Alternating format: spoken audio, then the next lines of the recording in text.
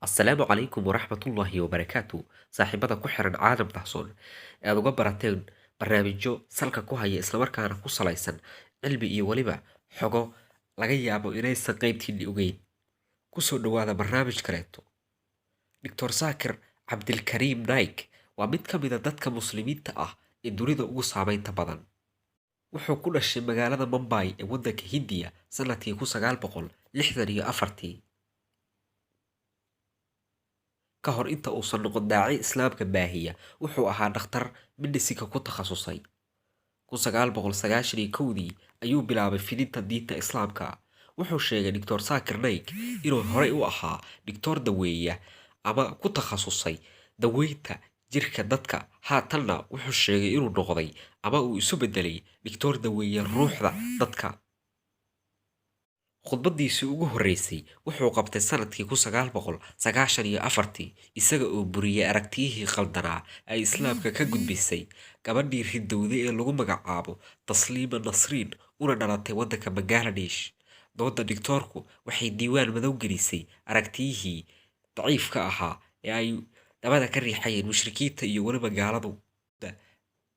Doodda Dr. Saakir Naik waxay diiwaan madow gelisay doodihii iyo weliba aragtiyihii ibliisku u soo dhiibay kaadibadda kibirtay ee ka baxday diinta islaamka, gaar ahaan buuggeedii Lajja ee nacladnaa kaasi oo ay ku aflagaadaysay diinteenna suuban ee islaamka.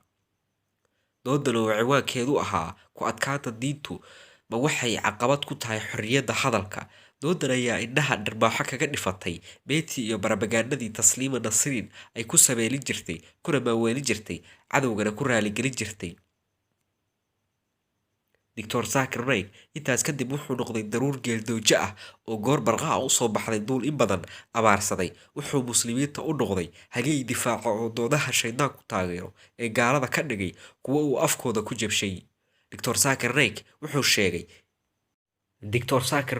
wuxuu sheegay inuu dhiirigelin ka helay Sheekh Axmed Diidaad oo isaguna ahaa daaci islaami ah si aadana dunida looga yaqaanay, raximahullahu raxma waasica.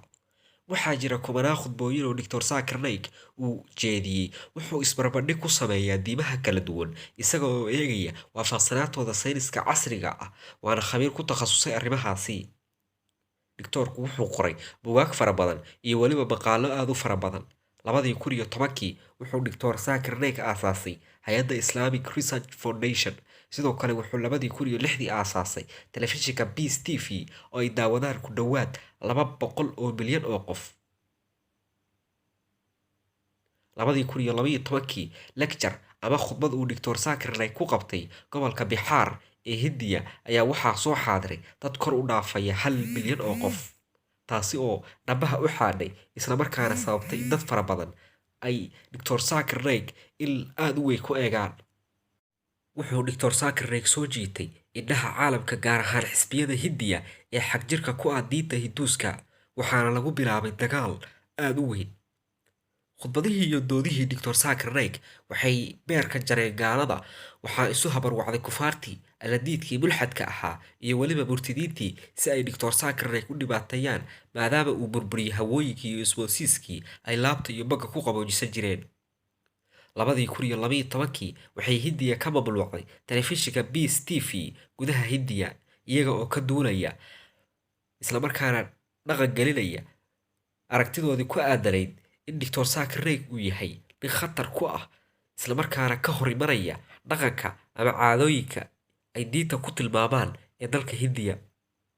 Iyaga oo dardargelinaya dagaalka Dr. Saakir Naik waxay ku shaabadeeyeen in hadallada Dr. Saakir Naik ay dhiirigelinayaan argagixisada, oo ayna ognahay halka uu islaamku ka taagan yahay laynta iyo dhibaataynta dadka aan waxba galabsan.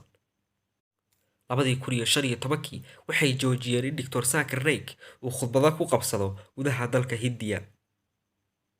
Waxaas oo dhammi markii ay u shaqayn waayeen eedeymihii hore ayay Dr. Saakir Naik ku eedeeyeen inuu argagixiso taageero, balse waxaasoo dhammi waa u shaqayn waayeen.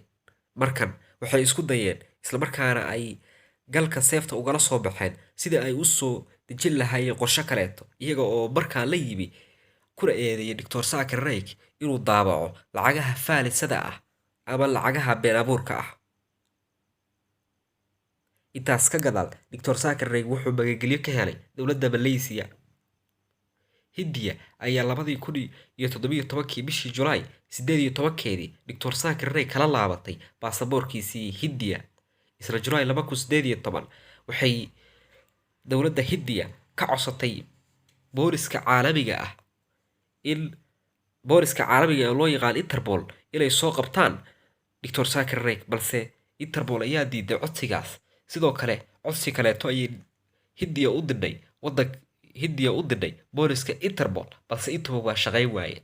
Haatan Dr. Zakir Naik wuxuu ku nool yahay waddanka Malaysia, isaga xaaskiisa iyo walaalihiis ayaa halkaasi ku nool. sidoo kale carruurtiisa qayb ka mid ah ayaa halkaas kula nool. Dr. Zakir Naik aabihiis iyo hooyadiis iyo walaalihii iyo qayb ka mid ah faamilkiisu waxay ku nool yihiin magaalada Mumbai ee dalka Hindiya.